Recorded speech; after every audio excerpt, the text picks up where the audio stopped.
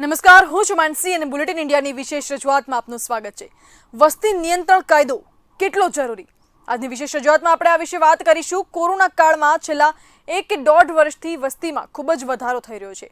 ખાસ કરીને લોકડાઉન દરમિયાન આ સાથે જ દેશમાં વસ્તીની વાત કરવામાં આવી રહી છે તો 2019માં 136.64 કરોડ ભારતની વસ્તી હતી, જે કોરોનાના સમયમાં વધીને 2021ના હાલના સમયમાં અત્યારે 139 કરોડ થઈ ગઈ છે। આંકડો જોતા આ વાતને નકારી ન શકાય કે ભારત પણ હવે ચાઇનાની રાહ તરફ ચાલી રહ્યું છે। એ દિવસ પણ દૂર નથી કે જ્યારે ભારત વસ્તીમાં ચાઇનાને પણ પાછળ છોડી દેશે અને આટલા જ માટે અત્યારે જનસંખ્યા નિયંત્રણ કાયદો લાવવો ખૂબ જ અગત્યનું બની ગયું છે।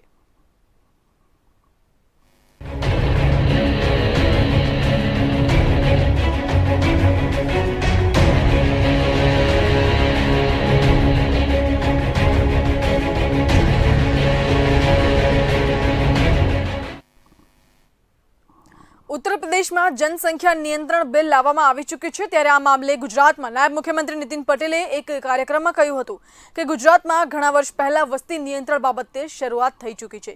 स्थानिक स्वराज्यनी चूंटणीओमां उमेदवारोने घणा वर्ष पहला कायदो थयेलो छे के 2 થી વધુ बाळक धरावता लोको उमेदवारी करी शकशे नहीं। વધુમાં તેમણે કહ્યું હતું કે ગુજરાતે અનેક વર્ષ પહેલા નિયમ લાગુ કર્યો છે તો પરિવાર નિયોજન બાબતે સરકાર અને આરોગ્ય વિભાગ પ્રયત્ન પણ કરી રહી છે। દેશના અન્ય રાજ્યો બિલ લાવી રહ્યા છે ત્યારે વસ્તી નિયંત્રણ બાબતે ગુજરાત પણ અભ્યાસ કરી રહી છે। જરૂરી લાગશે તો આ બિલ લાવવામાં આવશે, ત્યારે ગુજરાતમાં પણ સંભાવના વર્તાઈ રહી છે કે વસ્તી નિયંત્રણ કાયદો ગુજરાતમાં પણ લવાય। નાયબ મુખ્યમંત્રી નીતિન પટેલના આ નિવેદન પર કોંગ્રેસ પ્રવક્તા મનીષ તોશીએ પ્રતિક્રિયા આપતા જણાવ્યું કે હાલની સરકાર મોંઘવારી અને મહામારીની વચ્ચે લોકોનું ધ્યાન ભટકાવવા માટે વસ્તી નિયંત્રણનો કાયદો લાવવાની તૈયારીમાં છે। ત્યારે સરકાર નવા રોજગાર ઊભા નથી કરી રહી, પરંતુ જેના રોજગાર હતા તે પણ કોરોનામાં છીનવાઈ ગયા છે। ત્યારે યુપીમાં ચૂંટણી પહેલા ભાજપ ગતકડા કરી રહ્યું છે તો મનીષ તોશીએ કહ્યું છે કે ગુજરાતમાં પણ આ માત્ર લોકોને ભટકાવવાનો એક પ્રયાસ છે। ગુજરાતમાં પણ એટલા જ માટે આ વિશે વાત કરવામાં આવી રહી છે કે અત્યારે મહામારી અને મોંઘવારી છે તેમાં લોકોનું મન ભટકાવવા માટે જનસંખ્યા નિયંત્રણ કાયદો વિશે વાત કરવામાં આવી રહી છે। તો જનસંખ્યા નિયંત્રણ કાયદો શું છે, કેવી રીતે આને લાગુ કરવામાં આવશે, સૌથી પહેલા એક અહેવાલ જોઈએ।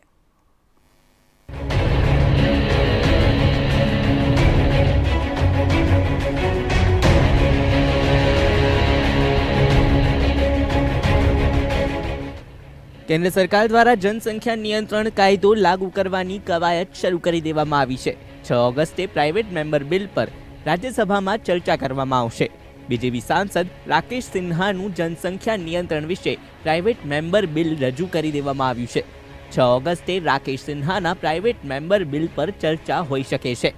आज विषयमां राज्यसभाना सभ्य अनिल अग्रवालनुं प्राइवेट मेम्बर बिल पण आपवामां आव्युं छे। नोंधनीय है कि ચોમાસુ સત્ર 19 जुलाई 13 ऑगस्ट सुधी चाली शके छे। आ समयगाळामां 19 बेठक थई शके छे। कोविडना जोखमने ध्यानमां राखीने ચોમાસુ सत्र माटे ते प्रमाणे ज तैयारी करवामां आवी छे। 18 जुलाईए गृहना फ्लोर रीडरनी बेठक करवामां आवशे। त्यार पछी गृहनी कार्यवाही चलाववा माटे बिजनेस एडवाइजरी कमिटीनी बेठक करवामां आवशे। आ मुद्दाओने ध्यानमां राखीने उत्तर प्रदेश सरकारे जनसंख्या नियंत्रणनी नीति रजू करी छे। आसाम सरकारे आसामना मुख्यमंत्री हिमंत बिस्वाए कह्युं छे के आ विषे टूंक समयमां ज निर्णय लेवामां आवशे। बीजी बाजु राज्यसभा सांसदों द्वारा गृहमां प्राइवेट मेम्बर बिल रजू करीने एक एवो दाव रमवामां आवी रह्यो छे के जे कायदो बनाववा तरफ आगळ वधारवामां आवी शके छे। मानवामां आवे छे के आज सत्रमां लोकसभाना अर्धो डझन सांसद पण आज मुद्दे प्राइवेट मेम्बर बिल लावी शके छे। भाजप सांसद सुब्रमण्यम स्वामी, हरनाथ सिंह यादव अने अनिल अग्रवाले राज्यसभामां बिल रजू कर्युं छे। मानवामां आवे छे के टूंक समयमां ज शरू थनार ચોમાસુ સત્રમાં आ विषे चर्चा करवामां आवशे। ते माटे 6 ऑगस्टनो दिवस नक्की करवामां आव्यो छे अने त्यारे वोटिंग पण कराववामां आवशे। निष्णातोनुं कहेवुं छे के भले कायदा मंत्रालय होय के गृह मंत्रालय के कोई बिल लावशे अथवा प्राइवेट मेम्बर बिल तेमां कोई अंतर नहीं होय। प्राइवेट मेम्बर बिल रजू करनार राज्यसभा सांसद अनिल यादवे मीडिया साथे वात करता कह्युं छे के वडाप्रधान पहला ज 15 ऑगस्ट 2019 ना रोज लाल किल्लानी प्राचीरथी जनसंख्या नियंत्रण विषे तेमनी वात रजू करी चूक्या छे। હવે સમય આવી ગયો છે કે જનસંખ્યા નિયંત્રણની નીતિનો અમલ કરવામાં આવે અને દરેક પાર્ટી રાજનીતિથી ઉપર આવીને રાષ્ટ્રીય મુદ્દે એક સાથે આવે. તેમણે કહ્યું છે કે જનસંખ્યા વિસ્ફોટ જે રીતે વિકાસ માટે અડચણ બની રહ્યું છે તેને ધ્યાનમાં રાખીને દરેક વિપક્ષી પાર્ટીઓ એક સાથે આવશે. અમે 3 સાંસદોએ મળીને આ વિશે પ્રાઇવેટ મેમ્બર બિલ રજૂ કર્યું છે. આમ તો રાજ્યસભામાં અમારી પાસે પૂર્ણ બહુમત નથી, તેથી અમે વિપક્ષ પાસેથી પણ સમર્થન મેળવવાનો પ્રયત્ન કરીશું. આ પહેલા 2019માં આરએસએસ વિચારક અને રાજ્યસભાના સાંસદ રાકેશ સિન્હા પણ જનસંખ્યા વિનિયમન બિલ 2019માં રજૂ કરી ચૂક્યા છે અને જે હજી પેન્ડિંગ છે. તેમાં પણ 2 થી વધારે બાળકો ધરાવનાર અધિકારીને દંડ અને સરકારી લાભમાંથી વંચિત રાખવાની વાત કરવામાં આવી હતી. Bureau report, bulletin India.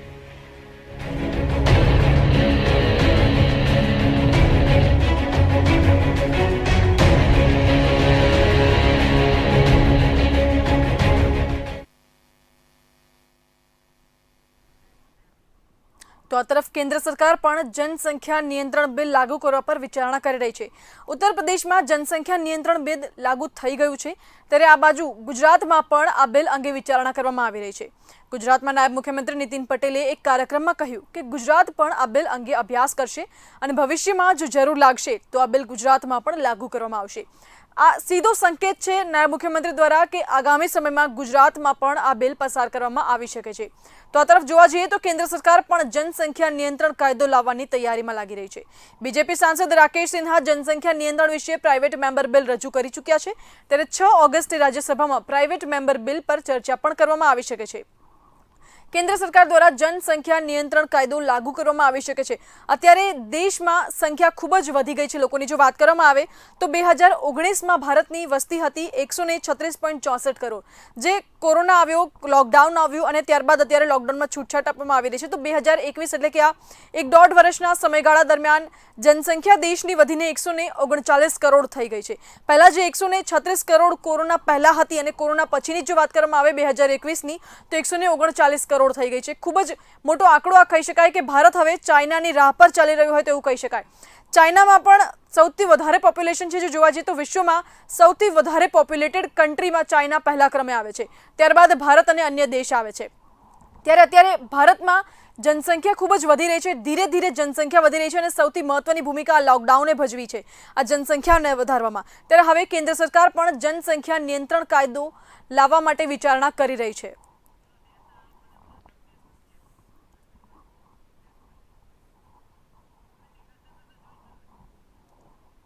તો વસ્તી નિયંત્રણને લઈને અત્યારે કેન્દ્ર સરકાર વિચારણા કરી રહી છે. ઉત્તર પ્રદેશમાં આ કાયદો લાગુ કરવામાં આવી ચૂક્યો છે, જ્યારે ગુજરાતમાં પણ આગામી સમયમાં આ કાયદો લાગુ કરવામાં આવશે તેવા સંકેત નાયબ મુખ્યમંત્રી નીતિન પટેલે આપ્યા છે. આ કાયદો શું છે, કેમ આ કાયદો લાવવો આટલો અગત્યનો બની ગયો છે, અત્યારે કેવી રીતે આ કાયદાની અમલવારી કરવામાં આવશે, આ તમામ વિષયો પર આપણે ચર્ચા કરીશું. ચર્ચા કરવા માટે આજના ગેસ્ટ પેનલમાં આપણી સાથે જોડાઈ ગયા છે સ્નેહલ જોશી બીજેપીથી, નીતિન બારોટ આમ આદમી પાર્ટીથી અને વધુ અન્ય એક ગેસ્ટ આગામી સમયમાં જોડાઈ જશે. આપ સૌનું સ્વાગત છે બુલેટિન ઇન્ડિયામાં.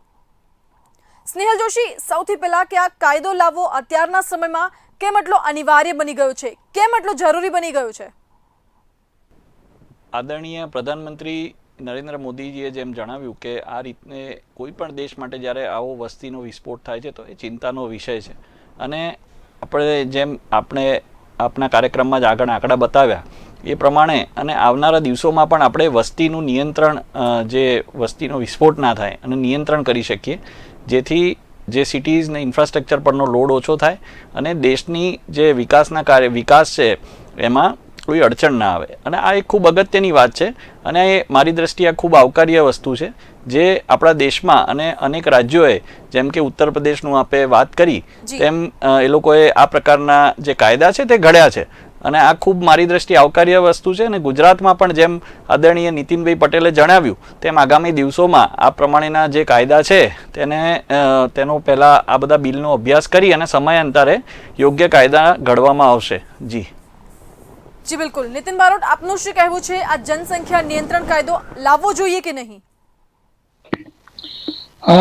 ચોક્કસથી આ બધી વસ્તુ કેવી છે કે આમ જોવા જઈએ ને તો દેશમાં અનેક મુશ્કેલીઓ છે અને પેટ્રોલ ડીઝલના ભાવથી લઈ મોંઘવારી, બેરોજગારી શિક્ષણ, સ્વાસ્થ્ય વગેરે સેવા ખોરવાયેલી છે. હવે આ બધી સેવાઓ જે ખોરવાયેલી છે એના કારણે ક્યાંક ને ક્યાંક સરકારની નિષ્ફળતાઓ લોકો છતી થઈ રહી છે અને જેના કારણે મંત્રીમંડળમાં વિસ્તરણ કરવાના અને નવા મંત્રીઓને રિપ્લેસ કરવાની બી જરૂર પડી છે. આ બધી જ વસ્તુઓનું ધ્યાન ડાયવર્ટ કરવા માટે સ્પેશિયલ આવો એક કાયદો લાવી રહ્યા છે જે એકચ્યુઅલી ઓલરેડી 40 વર્ષથી એ અમલમાં હતો અને એનો નબળો પ્રતિસાદ મળતો હતો અને ક્યાંક અંશે સરકાર આમાં આ કાયદાથી ઉપયોગમાં એટલું લેવા પ્રયત્ન કરેલો અને આમ જોવા જઈએ ને તો બંધારણનો જે કલમ અધિનિયમ 14 હેઠળ જે સમાનતાનો અધિકાર આપ્યો છે ને એનો બી ભંગ થઈ રહ્યો છે આ કાયદાથી કે ભાઈ ઓછા બાળકવાળાના પ્રલોભન આપવું, વધુ બાળકવાળાને ના આપવું, એનો ભંગ થઈ રહ્યો છે. પણ અમે તો એટલું જ કહીશું કે આ તમામ વસ્તુ છે ને ડાયવર્ટ કરવા માટે દેશની અંદર સમસ્યાઓ બહુ બધી છે. હવે આ સમસ્યાઓને ઓવરડાઇટ કરી અને સાઈડમાં કરી અને આ નવી વસ્તુ ઊભી કરે જેથી ચર્ચા લોકો બીજી વસ્તુની કરે. આપણે આજે આ ચર્ચા કરવી પડે છે કે વસ્તી નિયંત્રણ માટે, પણ જ્યારે આપણે આટલા દેશની અંદર આટલી વસ્તી 138 કરોડ 139 કરોડની જાહેર પબ્લિક છે ત્યારે એના માટેની વ્યવસ્થા નથી કરી શક્યા. હવે એ વસ્તુઓને ડાયવર્ટ કરવા માટે, મુદ્દા ભટકાવવા માટેની રાજનીતિ થઈ રહેલી છે. સ્નેહલ જોશી, નીતિન બારોટનું કહેવું છે કે સરકાર નિષ્ફળ નીવડી હતી કોરોનાના સમયમાં. આ ઉપરાંત અત્યારે મંદી અને મોંઘવારીમાં પણ ક્યાંક ને ક્યાંક સરકાર નિષ્ફળ નીવડી છે. તમામ લોકો સુધી સરકાર સુવિધાઓ પહોંચાડી નથી શકતી, ઇન્ફ્રાસ્ટ્રક્ચર નથી પહોંચાડી શકતી અને તેના કારણે ક્યાંક ને ક્યાંક ધ્યાન ભટકાવવાનો પ્રયાસ કરવામાં આવી રહ્યો છે. મારા જે આ મિત્ર છે એમને હું કહીશ કે આ એમની જે બધી વાતો છે તેનું એમને એવું કહ્યું કે કાયદાનો ભંગ થઈ રહ્યો છે. હવે આ જે છે એ ફક્ત કાયદો એમને કદાચ આ યુપીની જે ડ્રાફ્ટ જે બિલ છે એનો કંઈ અભ્યાસ કર્યો નથી લાગતો. એમાં રાજ્યએ સાથે સાથે પરિવાર કલ્યાણની યોજનાઓ પણ લોકો સાથે પહોંચે એની વાત કરી છે અને દરેક અધિકારી હોય તેને એક વિશેષ વધારે ફાયદો મળે અને એને પ્રમોશન્સ મળે. આ પ્રકારની એક પ્રોત્સાહન કે ઓછા બાળકો, જો એ લોકો 2 થી ઓછા બાળક હોય તો એવા લોકોને સરકાર પ્રોત્સાહિત કરે છે અને 100% વોલેન્ટરી સ્કીમ છે. એટલે એ મારા મિત્રને અને આપના દ્વારા લોકોને પણ હું જણાવવા માંગીશ કે આમ આદમી પાર્ટી જે આ રીતે બધી વાતો ફેલાવે છે કે ભાઈ કાયદાનો આજે બધાને સમાનતા મળવી જોઈએ એનો ભંગ છે, આની અંદર કોઈ પણ પ્રકારનો એવો ભંગ નથી. કારણ કે સરકારે એવું ઇમ્પોઝ નથી કર્યું કે તમે 2 જ બાળક રાખો, પણ જો જેને 2 બાળક હશે તેને અમુક બેનિફિટ્સ એટલે આપવામાં આવશે કે આ પ્રોત્સાહિત છે. પહેલી વાત છે. અને બીજું હું આપને જણાવીશ કે ગુજરાત તો ઘણા વર્ષોથી આની અંદર અગ્રેસર છે અને ખૂબ સારો પ્રતિસાદ મળ્યો. હવે આ ભાઈ કદાચ એમની પાર્ટી ગુજરાતમાં નવી છે એટલે નબળો કાયદો કહીને આને એક બીજો એક કંઈક જામો પહેરાઈ રહ્યા છે.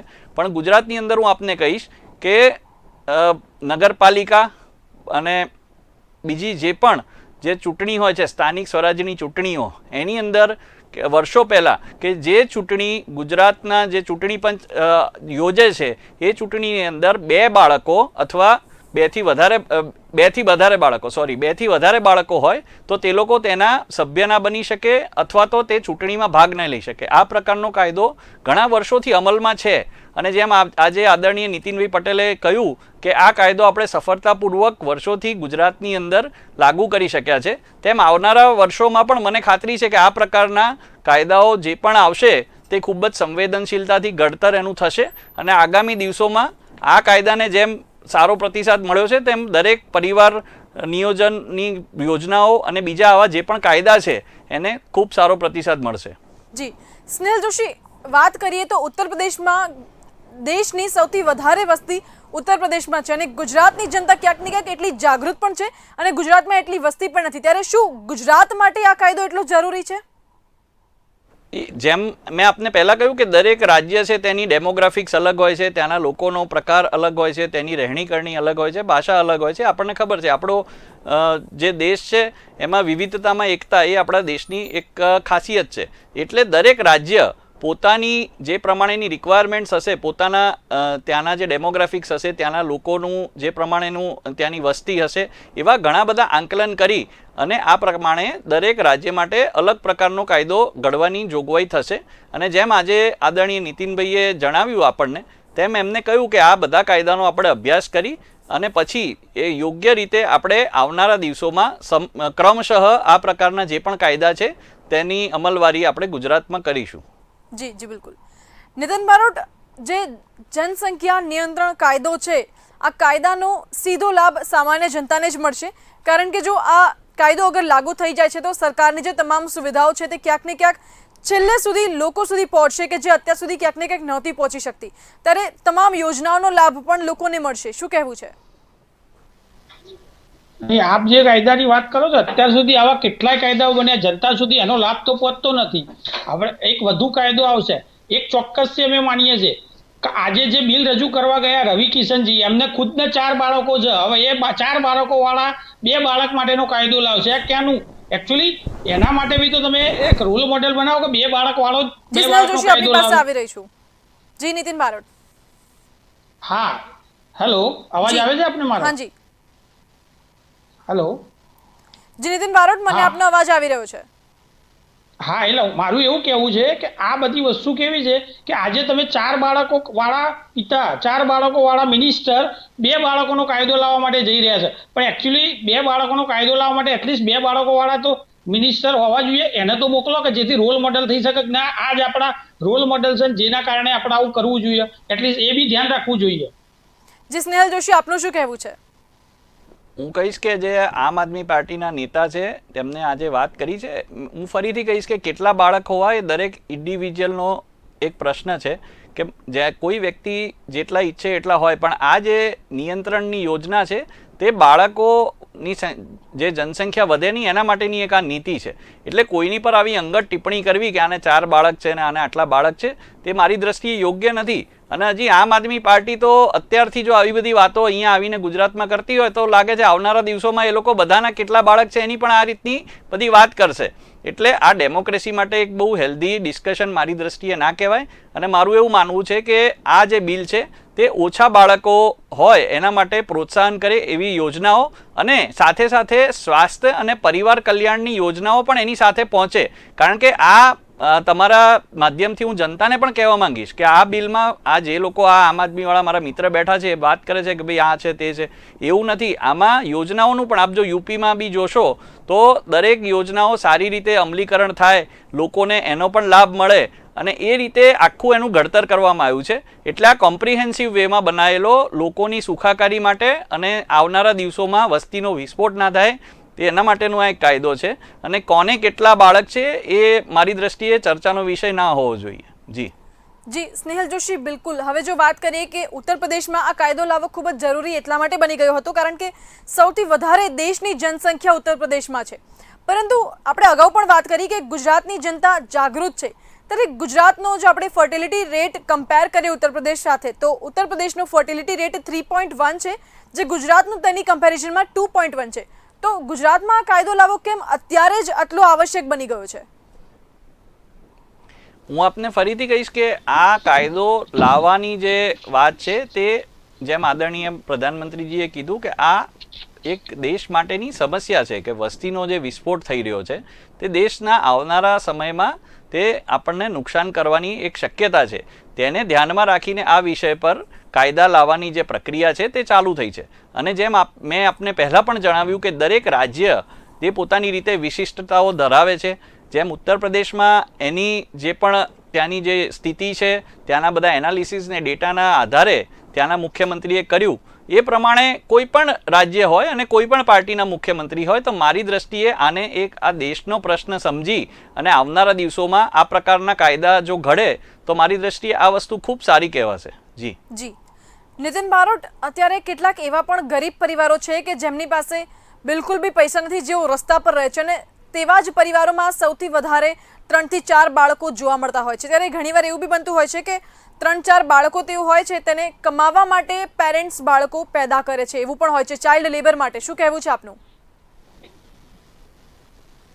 નહીં, આપની એ વાત ચોક્કસ છે, પરંતુ જેમ અમારા મિત્ર જોશીભાઈએ કહ્યું છે કે બાળકો પેદા કરવા એ પોતાની મરજી પ્રમાણેનું હોય, પરંતુ આજે જો તમામ પ્રકારની સરકાર સુખ સુવિધાઓ આપતી હોય, કારણ કે આ વસ્તુ હું પહેલાં બી આપને કહ્યું કે આ ધ્યાન ડાયવર્ટ કરવા માટે દેશમાં સમસ્યાઓ અપર છે, કેટલી બધી સમસ્યાઓ છે. આજે સમસ્યાનું સમાધાન નથી કરતા, પરંતુ એક નવી વસ્તુ લઈને આવશે, નવો કાયદો લઈને આવશે. પણ તમે જે કાયદાઓ પહેલા તમે બંધારણમાં લખેલું છે કે તમામને સ્વાસ્થ્ય સેવા સારી રીતે પૂરી પાડો, તમામને શિક્ષણ સારી રીતે પૂરી પાડો, તમામને મોંઘવારી પેટ્રોલ ડીઝલના ભાવ આટલા વધી રહ્યા છે, હવે પેટ્રોલ ડીઝલના ભાવ ઘટાડવા માટેનો કોઈ પ્રયાસ કરો, વન ટેક્સ એના હેઠળ લાવો. પણ એ બધી વસ્તુને તમે જુઓ સાઈડમાં મૂકી દીધી અને એક નવો ઇસ્યુ લાયા. તમે હજી તો જોજો હવે આ વસ્તુ આગળ હવે હિન્દુ મુસલમાન વર્ગ વિગ્રહ ત્યાં સુધી પહોંચવાની છે, કારણ કે આ બધી વસ્તુ છે ને ટૂંક સમયમાં જે ઇલેક્શન આવી રહ્યું છે એના માટેની જ આ એક રણનીતિના ભાગરૂપે આ લોકો કરી રહ્યા છે,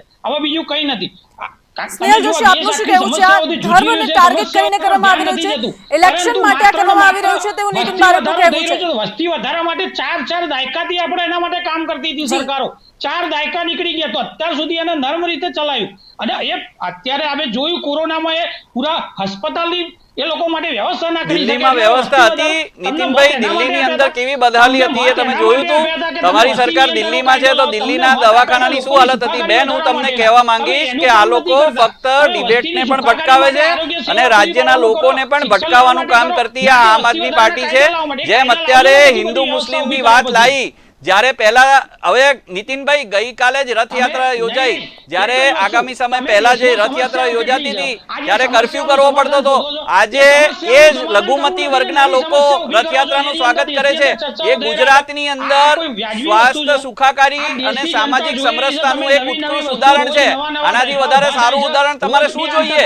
આ તમે જ આ હિન્દુ મુસ્લિમની વાત કરી અને લોકોના મનમાં ઝેર રેડવાનું જે આ પાપ કરો છો, અને તમારા ઇટાલિયા ભાઈ જેવા જે વિરોધી વ્યક્તિઓ છે એ લોકો પણ આ રીતે દરેક સનાતન ધર્મ વિશે આડાઅવળા સ્ટેટમેન્ટ કરી અને આ વાતને કરે છે. આ ડિબેટનો મુદ્દો નથી એટલે હું આની પર વધારે અત્યારે ચર્ચા કરવું યોગ્ય નથી સમજતો. પણ હું એમ કહીશ કે આ નીતિનભાઈને એ લોકો જે ઇલેક્શન લક્ષી વાત કરે છે ને, આપનો જે પ્રશ્ન હતો એમ માનસીબેન મેં પણ પહેલા આપને જણાવ્યું કે આ દેશની ચિંતાનો એક મુદ્દો છે. એટલે દરેક રાજ્યએ, દરેક સરકારે, અને જેમ પ્રધાનમંત્રીજીએ કીધું કે દરેક પાર્ટીએ આની અંદર સહકાર એટલે આપવો જોઈએ, કારણ કે આ એક દેશની ચિંતાનો મુદ્દો છે અને આ રીતે આપણે એને પોઝિટિવલી લઈ અને આ પ્રમાણેના કાયદાનું અમલીકરણ કરવું જોઈએ. અને કોઈ પણ જાતની ઇલેક્શન સાથે જોડી અને ખોટું રાજકારણ જેમ આમ આદમી પાર્ટી લાવી રહી છે એ કરવું ના જોઈએ. કરવાની ક્યાં જરૂર હતી સ્નેહલભાઈ? તમે મારી વાત સમજો. મારો તમને સરકાર જે નવા પ્રશ્નો ઉભા કરે છે આ ચર્ચા કરો. આમાં તકલીફ એ છે આજે પેટ્રોલ ડીઝલ માટેની કોઈ કમિટી બનાવી, કેવી રીતે ભાવ ઉતારવા, મોંઘવારી સેન્ટરમાં કમિટી છે જે ટ્રાન્સપરન્ટ વેમાં કામ કરે છે. નીતિનભાઈ, તમને ખબર ના હોય તો ત્યાં જઈને જુઓ દિલ્હીમાં અને તપાસ કરો. તમે આ રીતના નિવેદનો બધા ના કરો. એક ટ્રાન્સપરન્ટ વેથી આ બધા ભાવો નક્કી થાય છે અને આ ડિબેટનો મુદ્દો અત્યારે ભટકાવવાની કોશિશ કરી રહી છે આમ આદમી પાર્ટી. નીતિન પટેલ, અત્યારે આપણો જે મુદ્દો છે તે મુદ્દો અત્યારે જનસંખ્યા નિયંત્રણનો છે અને આજ વિશે આજે નાયબ મુખ્યમંત્રી નીતિન પટેલે એક નિવેદન આપ્યું છે અને તેના થોડાક સમય બાદ જ કોંગ્રેસ પ્રવક્તા મનીષ દોશીએ પણ નિવેદન આપ્યું છે. સૌથી પહેલા આપણે આ નિવેદન સાંભળીએ.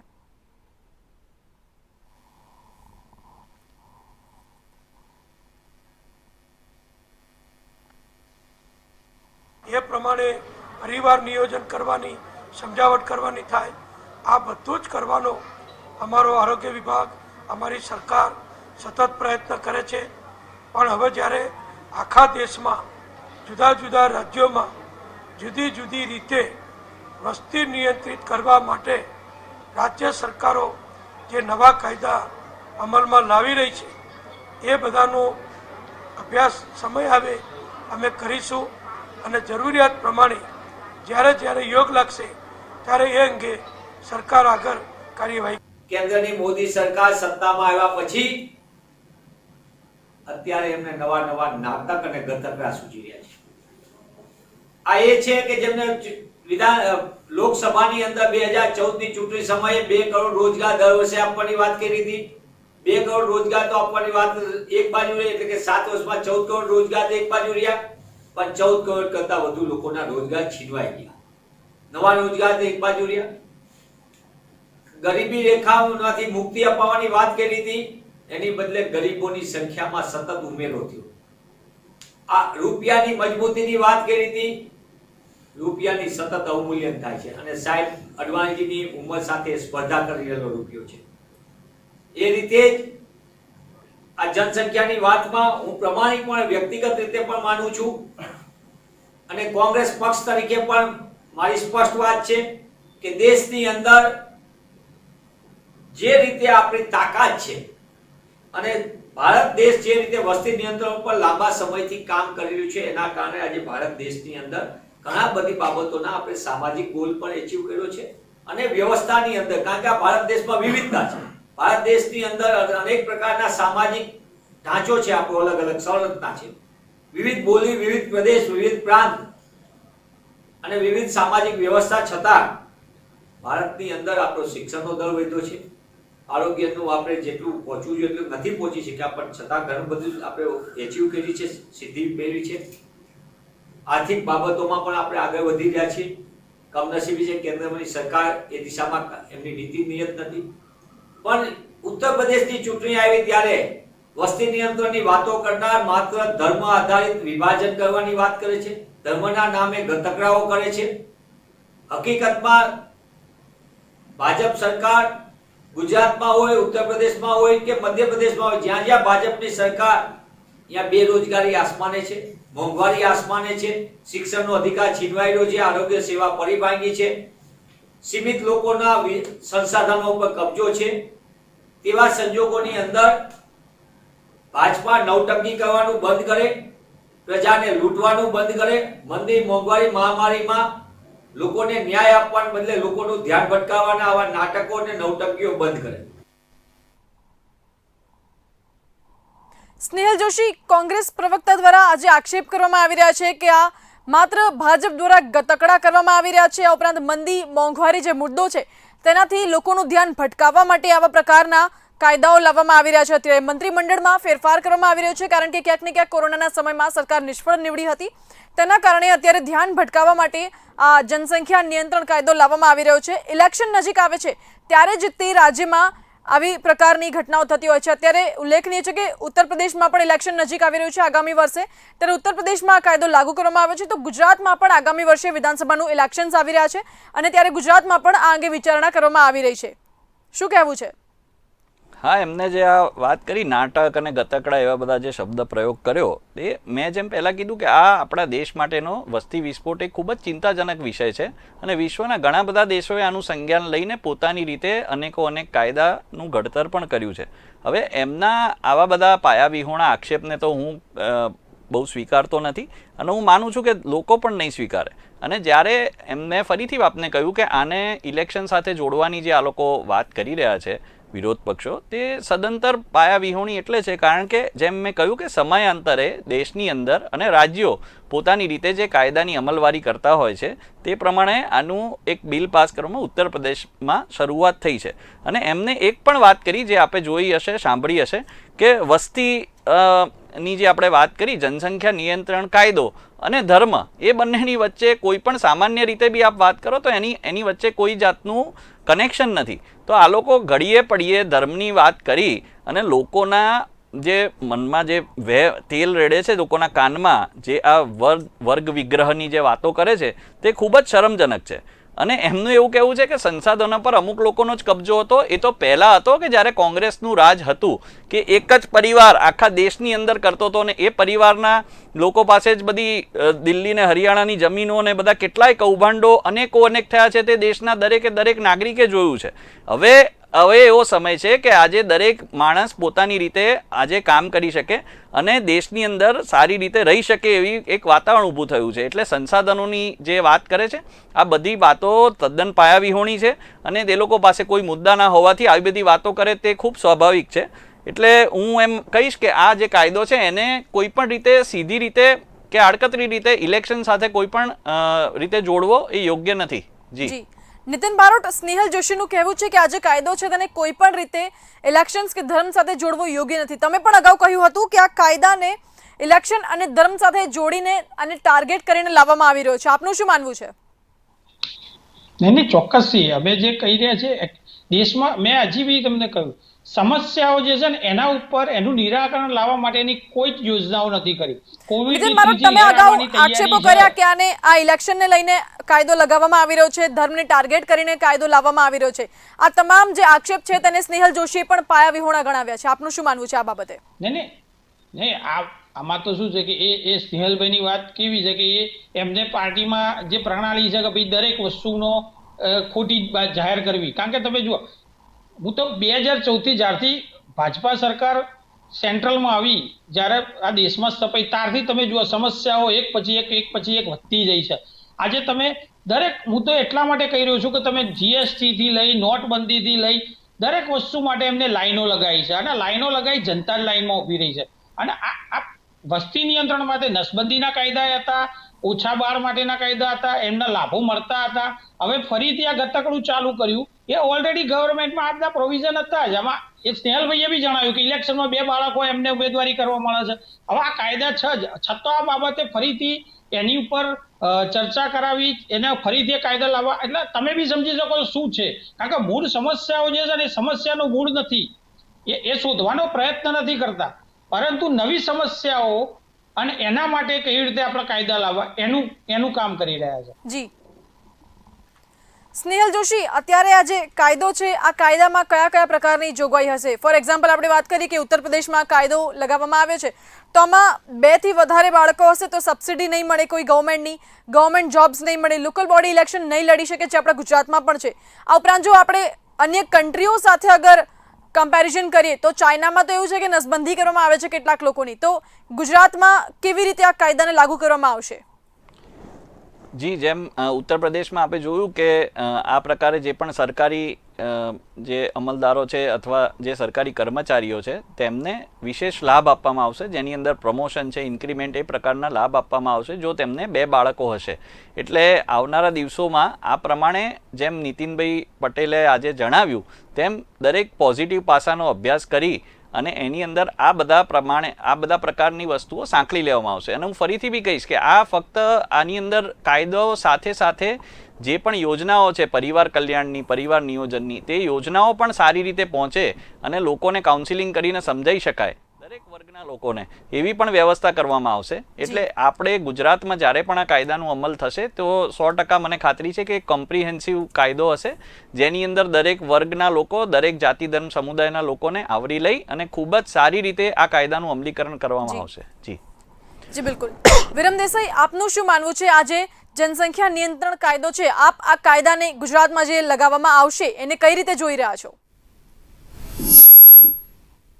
જે રીતે નીતિનભાઈનું નિવેદન આવ્યું છે એના પરિપ્રેક્ષમાં હું એક વાત કરીશ કે જ્યારે આખો દેશ કોરોના મહામારીની અંદર સપડાયેલો છે, એમની નિષ્ફળતા છતી થઈ રહી છે ભાજપ સરકારની, આ લોકોને ધ્યાન ભટકાવવા માટે થઈ અને ધર્મના આધારે અને જાતિવાદી આ પરિબળો જે કામ કરી રહ્યા છે, માત્ર ને માત્ર ધ્યાન ભટકાવવાનું આ કાર્ય ભારતીય જનતા પાર્ટી દ્વારા કરવામાં આવી રહ્યું છે.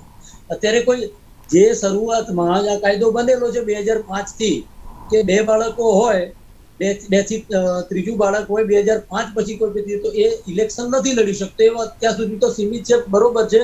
પણ માત્ર ધર્મના આધારે આ કોના માટે કાયદો લાવવાની વાત ચાલે છે? એ માત્ર એક આ લેબોરેટરી છે. મેં અગાઉ પણ એક ડિબેટમાં કહેલું છે કે આ એક ગુજરાત છે ને, લેબોરેટરી છે ભારતીય જનતા પાર્ટી માટે. એટલે જ્યારે બી કંઈ થાય એટલે અમારા પ્રવક્તા શ્રી જયરાજસિંહ પરમારની ભાષામાં વાત કરું તો પેલું ટેસ્ટર લઈને ટેસ્ટ કરવા માટેની વાત આવે છે કે આનો કરંટ કેવો છે અને કરંટ કેવો નથી. આના ઉપરથી એ સાબિત થશે માત્ર એક ધર્મને ટાર્ગેટ કરીને અને એક ધર્મની સહાનુભૂતિ મેળવવા માટે તેને માત્ર ને માત્ર આ કાયદો લાવવાની તરફદારી કરી રહી છે સરકાર. અને બધાને ખબર છે કે આમાં કોનું હિત છુપાયેલું છે. લોકોને મોંઘવારીની મહામારીમાં લોકો અત્યારે પોતાને રોજગાર મેળવવા માટે અત્યારે તનતોડ મહેનત કરી રહ્યા છે, રોજગાર નથી મળી રહ્યો, સરકાર એમાં નિષ્ફળ રહી છે, આરોગ્ય ક્ષેત્ર નિષ્ફળ રહી છે, બેફામ ફી વધારો સંચાલકોના ઈશારે ચાલતી. વિરમ દેસાઈ, મનીષ જોશીએ પણ આ જ પ્રહાર કર્યા હતા, આ જ આક્ષેપ કર્યા હતા કે ક્યાંક ને ક્યાંક સરકાર લોકોને ધ્યાન ભટકાવવા માટે આ પ્રકારનો કાયદો લાવવામાં આવી રહ્યો છે. પરંતુ જો વાત કરવામાં આવે કે 1970માં ઇન્દિરા ગાંધીએ એવું નિવેદન આપ્યું હતું. ઇન્દિરા ગાંધીએ કહ્યું હતું કે હમ દો હમારે દો. ઇન્દિરા ગાંધી દ્વારા જ આ જનસંખ્યા નિયંત્રણ અભિયાનની શરૂઆત કરવામાં આવી હતી. જો લાલ બહાદુર શાસ્ત્રીજીએ પણ એક વખત એવું કહ્યું હતું કે જ્યારે આપણે ત્યાં અનાજ એટલા પ્રમાણમાં નહોતું પાકતું, આપણે ક્યાંકથી આયાત કરવું પડતું હતું, એ સંદર્ભમાં જ્યારે લાલ બહાદુર શાસ્ત્રીએ પણ એવું કહ્યું કે આપણે એક દિવસ તો ઉપવાસ રાખવો જોઈએ. એટલે લોકોએ સ્વેચ્છાએ પોતાનો ઉપવાસ, એટલે એને કે કાયદો નતો બનાવ્યો તમારે નહીં ખાવાનું આખો દિવસ, કે રોજ નહીં ખાવાનું, એ માત્ર સ્વેચ્છાની વાત છે. એટલે ઇન્દિરાજીનો પણ એક પ્રમાણેની વાત હતી કે ભાઈ આમ તો અમારે તો કુટુંબ નિયોજનની વાત એમને કરવામાં આવી હતી. એ આખી વસ્તુ અને આજની તારીખમાં જે રીતની વાત થઈ રહી છે, એમને નોકરી નહીં આપવાની, એમને બીજા લાભો નહીં આપવાના, એ માત્ર ને માત્ર કોઈ સમાજને ટાર્ગેટ કરવા માટેની આ એક વાત છે. અને આમાં હિત કોનું છુપાયેલું છે સૌ કોઈ જાણે છે. આ માત્ર પોકળ વાતો હશે અને પાછળથી આ ચૂંટણી લક્ષી આવા નિવેદનો કરી અને જે પ્રમાણેની નિષ્ફળતાઓ એમની છે એ નિષ્ફળતાઓ છુપાવવા માટેનું આ એક મોટું ષડયંત્ર ભારતીય જનતા પાર્ટી દ્વારા કરવામાં આવી રહ્યું છે. એટલે તમે અત્યારે જે કોરોના મહામારીમાં જે લોકો ગુજરી ગયા છે, જી સ્નેહલ જોશી આપની જોડે આવી રહી છું.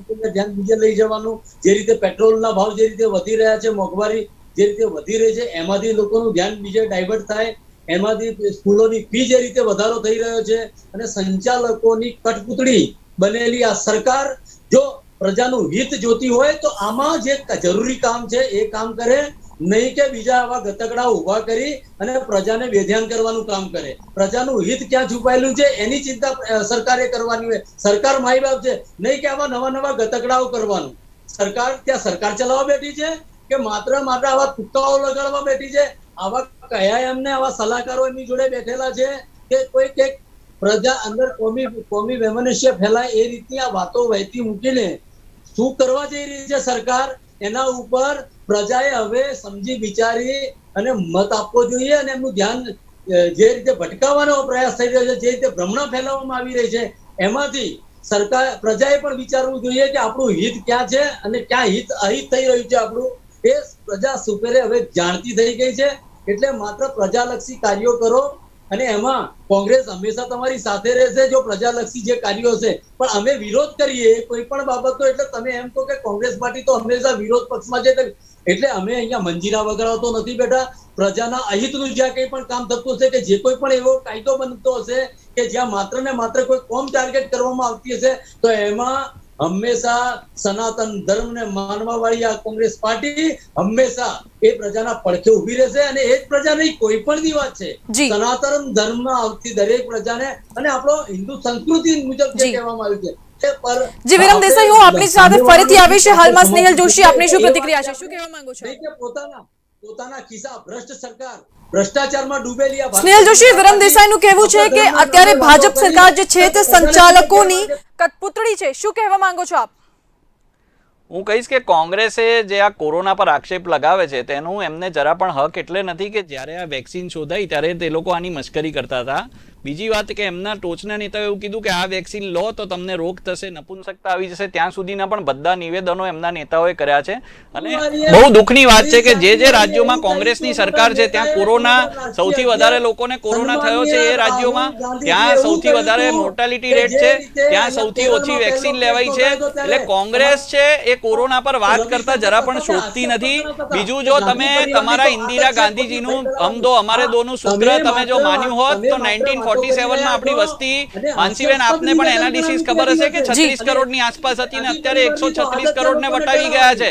એટલે તે પોતે પોતાના નેતાની પણ વાત નથી માનતા. કોઈ પણ જાતના કાયદા એમને બનાવ્યા નતા, કોઈ પણ જાતના કાયદાનું એ અમલ નતા કરી શકતા. જ્યારે ગુજરાતની અંદર આપણે સફળતાપૂર્વક આ જે કાયદાનું અમલીકરણ કર્યું કે જે તમારે 2 બાળકોથી વધારે હોય તો તમે ચૂંટણી નહીં લડી શકો, તેનું સફળતાપૂર્વક આનું અમલીકરણ થયું છે, તો 100% ગુજરાત એક આદર્શ મોડલ બની શકે છે આપણા દેશ માટે અને બીજા બધા રાજ્યો માટે પણ. ખૂબ જ સારી રીતે આ લોકો આને અભ્યાસ કરી શકે છે. એટલે આની અંદર જે એ વાત કરે છે, અને મને આનંદ છે કે આજે સનાતન ધર્મને માનતી કોંગ્રેસ જેવી એ વાતો કરે છે, તો પછી બીજા ધર્મની શું કરો વાત કરે છે? સનાતન ધર્મ તો બધાને સ્વીકારે છે સહર્ષ. અને બીજી વાત હું કહું કે આજે અમે આ જે વાત છે તેને કોઈ પણ સમાજ સાથે જોડવી ખૂબ જ ખરાબ વસ્તુ છે. આ એક દેશહિતની વાત છે, આને તમે કોઈ પણ સમાજ સાથે જોડી ના શકો. અને આ પ્રકારે કોંગ્રેસ જે વર્ગ વિગ્રહ ફેલાવવાની પોતાની જે નીતિ છે, જે વર્ષોથી કરતી આવી હતી, અને હવે જ્યારે જનતા જાગૃત થઈ છે ત્યારે તેમને હાકલ મળી છે અહીંયાથી, અને બહુ ખરાબ રીતે એમની હાકલપટ્ટી કરી છે જ્યારે જનતાએ, ત્યારે ભારતીય જનતા પાર્ટી જે વિરમ દેસાઈ, આપનો અવાજ નથી આવી વિકાસમાં રહ્યો. માનનારી પાર્ટી છે અને નેશન ફર્સ્ટ, પાર્ટી સેકન્ડ અને સેલ્ફ લાસ્ટ, એવું જે અમારા આદરણીય અમિતભાઈએ જે સૂત્ર આપ્યું છે એના પર ચાલનારા અમારા એક એક કાર્યકર્તા અને ભારતીય જનતા પાર્ટીના નેતાઓ અને ભારતીય જનતા પાર્ટીની સરકાર જ્યારે દેશના હિતમાં આવા કાયદાનું ઘડતર કરે છે અને સફળતાથી અમલીકરણ કરે છે, ત્યારે કોંગ્રેસ એની ઉપર ધર્મનો અને વર્ગ વિગ્રહનો આક્ષેપ લગાવી અને પોતાની ગંદી નીતિઓ લાદવાનો પ્રયાસ કરે છે. પણ મને ખાતરી છે કે આ કોંગ્રેસ એમની આ બધી ગંદી નીતિઓમાં સફળ નહીં થાય. ભરેલો આ દેશ એ એની અંદર જ એની એકતા છુપાયેલી છે ને એ જ એની જી નીતિન બારોટ, આપનું શું માનવું છે? ક્યાંક ને ક્યાંક વિરમ દેસાઈનો પણ આ જ આક્ષેપ છે કે આ જે કાયદો લાવવામાં આવી રહ્યો છે તે ચૂંટણી સ્ટન્ટ છે. ઉત્તર પ્રદેશમાં પણ આગામી સમયમાં વિધાનસભાની ચૂંટણી આવી રહી છે, તેના માટે આ કાયદો લાવવામાં આવે છે વસ્તી નિયંત્રણનો, જ્યારે ગુજરાતમાં પણ આગામી વર્ષે હવે ચૂંટણી આવી રહી છે. નહીં, ચોક્કસથી આ એક ચૂંટણીલક્ષી જ આયોજન છે. આમ જોવા જઈએ ને તો તમે જુઓ કે આજે 2 વર્ષની અંદર આ સરકાર બધી તમામ જગ્યાએ નિષ્ફળ નીવડી છે અને એનું દોષનો ઠીકરો બી એમને ફોડી કાઢ્યો.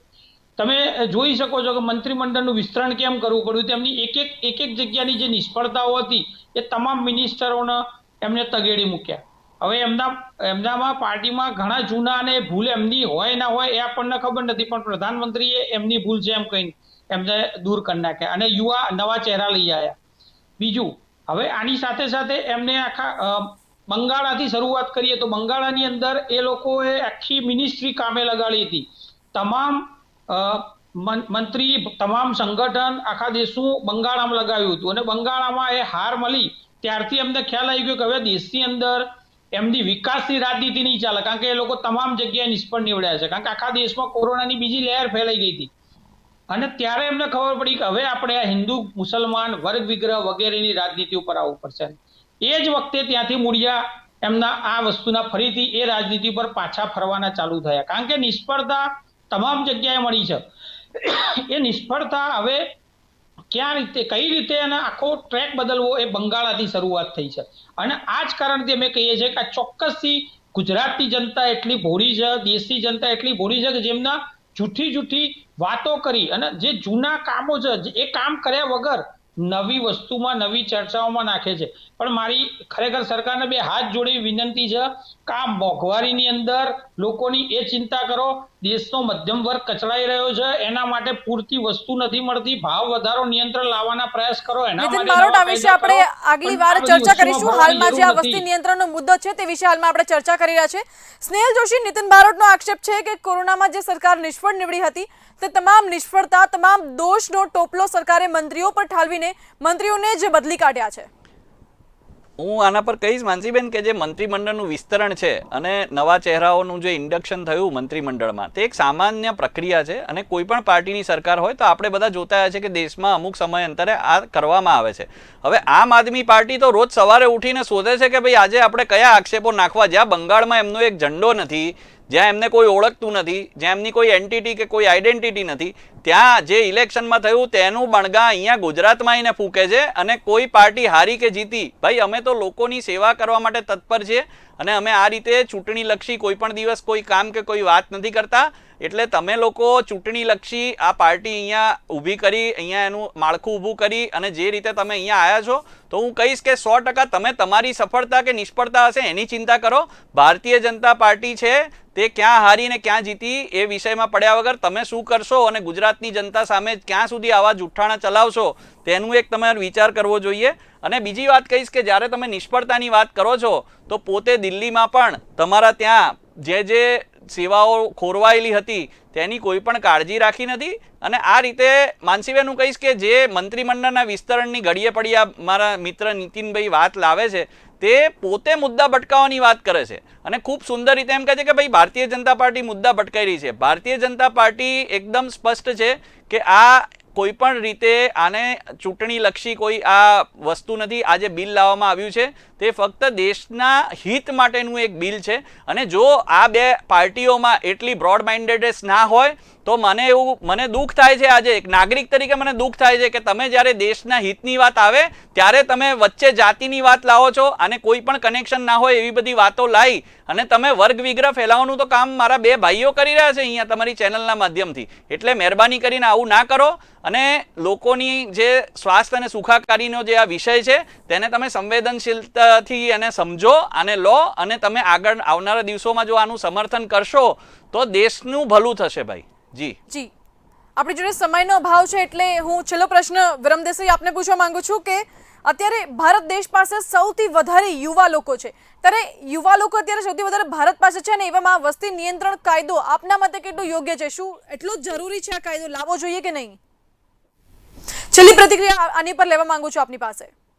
કોઈ પણ સામાજિક દરેક આપણા દેશની અંદર વિવિધ સંસ્કૃતિઓ અને વિવિધતા જે રીતે આપણા દેશમાં છે, દરેક સમાજનો એક ઢાંચો હોય છે. દરેક સમાજ પોતપોતાની રીતે પોતાના નહીં, એટલે તમે એને એક પેલા માળામાં એક બનાવવા માંગતા હો એક. જી નિતિન બારોટ, આપની શું પ્રતિક્રિયા છે? અમે એવું માનીએ છીએ કે દેશ માટે અને દેશના હિત માટે, દેશની જનતાના હિત માટે તમામ પ્રયાસો થવા જોઈએ. એમાં માટે નિયંત્રણ લાદવા હોય તો એ પણ લાવી શકાય છે, પણ ચોક્કસથી એની એક સમય હોવો જોઈએ. અત્યારે એ સમય નથી. અત્યારે દેશ અલગ સમસ્યાઓથી જૂજી રહ્યો છે. અમે પહેલા બી કહ્યું હતું, જે મૂળ સમસ્યાઓ છે એના ઉપર પહેલા કામ કરો અને પછી બીજી સમસ્યાઓ ઉપર કે બીજા નવા કાયદા બનાવવાની વાત કરવી જોઈએ. જી બિલકુલ. હું વચ્ચે બોલ્યો છું ના યાર. જી વિરમ દેસાઈ, માત્ર પ્રહિતની જયારે વાતો આપણે કરવી છે અને એમાંથી મેં અગાઉ કહ્યું એમ કે એક ટેસ્ટર તરીકે ઉપયોગ કરો, કેટલો કરંટ આવે છે કેટલો નહીં. આ માત્ર એક જાતિને ભડકાવવા માટે, એક બીજી જાતિ પ્રત્યેનો દ્વેષ ઉભો કરવા માટેની આ ભારતીય જનતા પાર્ટીની અગાઉથી એમને ઉદાહરણ આલું. જયારે નજીક આવવાની હોય છે ત્યારે જ આ દેશની અંદર આતંકવાદીઓ આવી જાય. એ તત્કાલીન મુખ્યમંત્રી જયારે હતા નરેન્દ્રભાઈ ત્યારે પણ બીજો ઇલેક્શન હોય તમે સ્પષ્ટતા કરો ને ભાઈ. તમે જો એમ કહો છો કે તમને આમાં જાતિવાદ ને બધું દેખાઈ રહ્યું છે તો સ્પષ્ટ કરો. માનસીબેન ને કહો, એમના દર્શકોને જણાવો. તમને શરમાવી જોઈએ. મારા દેશના 42 જનોને તમે શહીદ કરી નાખ્યા છે. તમે પઠાણકોટની અંદર હુમલા કરાઈને વિરમ દેસાઈ, આ બાબતે આપણે નેક્સ્ટ ટાઈમ ચર્ચા કરીશું. હાલમાં આપણે મુદ્દાથી નહીં ભટકીએ. મુદ્દો આપણો છે કે વસ્તી નિયંત્રણ અને સમયનો અભાવ છે એટલે સમાપ્ત કરીશું આપણા ડિબેટ. જી હું એ જ કહેવા માંગુ છું, હું એ જ વાત પર આવું છું માનસી, કે જે બાબતને લઈને તમે એને દરેક એક દ્રષ્ટિકોણ તમે રાખો છો એમના નામથી, તો એ ના રાખીએ. ભારતની અંદર વસવાળો દરેક વ્યક્તિ ભારતીય છે અને એને ધ્યાનમાં રાખીને કાયદા. આવા કોઈ લોકોને રોજગાર નહીં આપવો, બેરોજગાર કરવા આ કાયદો હોતો છે આવો?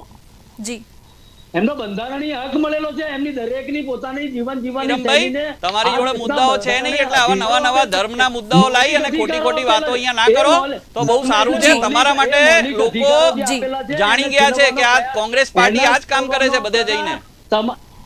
અરે તમારી જોડે મારે શીખવાનું નથી ભાઈ. તમારા જેમ અંગ્રેજો જોડે મારે માફી માંગવાની નહીં. તમારી જોડે વિરમ દેસાઈ, સમયનો અભાવ છે અત્યારે આપણી પાસે, એટલા માટે હવે આપણે આ ડિબેટ સમાપ્ત કરીશું. અત્યારે જે વસ્તી નિયંત્રણનો કાયદો ગુજરાત સરકાર લાવવાની વિચારણા કરી રહી છે તેના વિશે આજે આપણે ચર્ચા કરી કે આગામી સમયમાં આ કદાચ આવી પણ શકે છે. સૌપ્રથમ આપ સૌનો આભાર બુલેટિન ઇન્ડિયા સાથે જોડાવા બદલ. તો નાયબ મુખ્યમંત્રીએ આજે જાહેરાત કરી છે, તેમણે સંકેત આપ્યા છે કે ઉત્તર પ્રદેશમાં જે કાયદો લાવવામાં આવે છે વસ્તી નિયંત્રણનું તે ગુજરાતમાં પણ લાવવામાં આવશે. અને આ કાયદો એક તરફથી જોવા જઈએ તો એટલો અનિવાર્ય પણ થઈ ગયો છે, કારણ કે ક્યાંક ને ક્યાંક ભારત પણ હવે ચાઇનાની રાહ પર જતું રહી રહ્યું છે, કારણ કે ચાઇનામાં સૌથી વધારે પોપ્યુલેશન છે, ત્યારે બીજી તરફ ભારત પણ હવે એ જ રસ્તે જઈ રહ્યું છે પોપ્યુલેશન વધારાના મામલામાં. અને તે જ બાબતે અત્યારે આ કાયદો લાવવો એટલો જ જરૂરી બની ગયો છે, કારણ કે સરકારની જે યોજનાઓ છે, જે રોજગારી સરકાર આપે છે કે જે સુવિધાઓ સરકાર આપે છે તે ક્યાંક ને ક્યાંક સામાન્ય લોકો સુધી પહોંચતી જ નથી. એટલી બધી વસ્તી વધી ગઈ છે કે તેના કારણે નથી થતી. જો વાત કરવામાં આવે તો 2019માં જે વસ્તી હતી 136 કરોડની આસપાસ, જે અત્યારે કોરોનાના સમય અને લોકડાઉન બાદ વસ્તી વધીને 2021માં 139 કરોડ થઈ ગઈ છે. સરકાર માટે પણ આ એક ખૂબ જ પડકારરૂપ છે, ચિંતાનો વિષય છે, કારણ કે જ્યારે વસ્તી ઓછી હશે તો સરકારને પણ સુવિધાઓ પૂરી પાડવામાં સફળતા રહેશે। ક્યાંક ને ક્યાંક સરકાર જે યોજનાઓ બહાર પાડે છે લોકો માટે, તે યોજનાઓ તમામ સામાન્ય અને નાનામાં નાના લોકો સુધી પણ પહોંચશે, જેના માટે આ કાયદો એટલો જ જરૂરી બની જાય છે। તો આ સાથે અત્યારે આજની બુલેટિન ઇન્ડિયાની વિશિષ્ટ રજૂઆતમાં બસ આટલું જ। વધુ સમાચાર માટે આપ જોતા રહો બુલેટિન ઇન્ડિયા, ખોજ સત્યની, ભરોસો ગુજરાતનો।